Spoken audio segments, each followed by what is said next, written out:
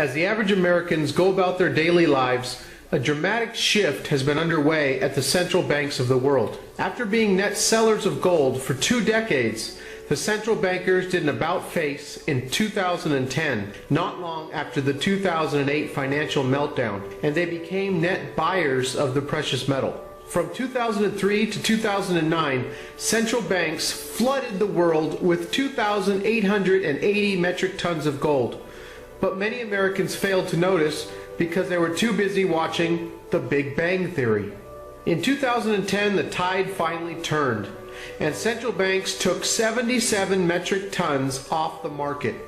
But this had absolutely nothing to do with Gray's Anatomy, so few Americans noticed.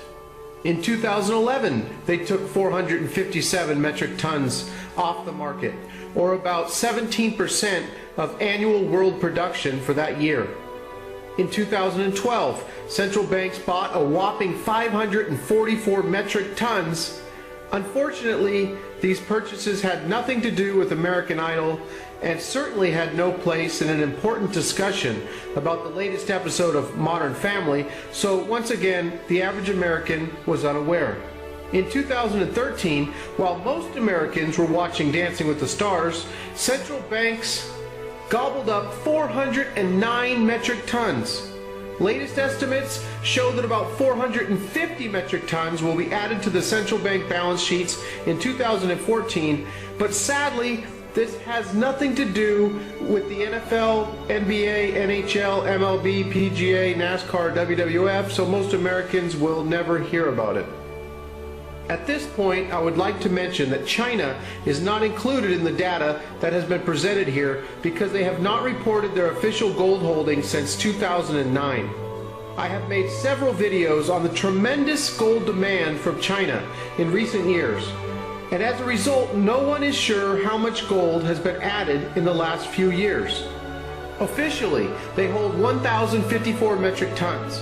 But with record gold demand of 2,199 metric tons, or 73% of annual world production in 2013, and a 2014 gold demand set to breach 2,000 metric tons, or roughly 71% of estimated world production, the central bank is sure to have gotten their hands on a large portion of that gold, and very likely have over 4,000 metric tons by now, if not much more.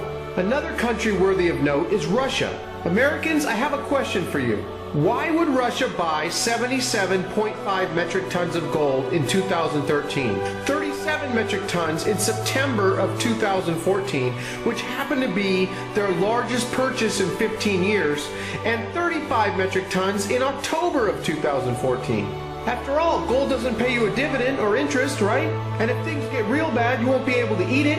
I'm sure you've been told what a high-risk investment it is by your investment advisor, and he might have even reminded you that it's just a barbarous relic, like he learned in college. Many of you may have heard Warren Buffett's right-hand man, Charlie Munger, say that civilized people don't buy gold. After all, he was on CNBC, and I know many of you frequent that channel.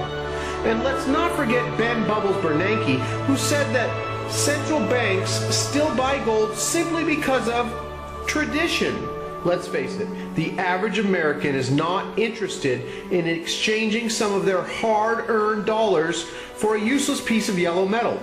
I would be willing to bet that the thought never even crosses most of their minds while they're engulfed in an episode of The Vampire Diaries, or rushing home to fiddle with their trusty TiVo box to catch up on the last couple episodes of Once Upon a Time.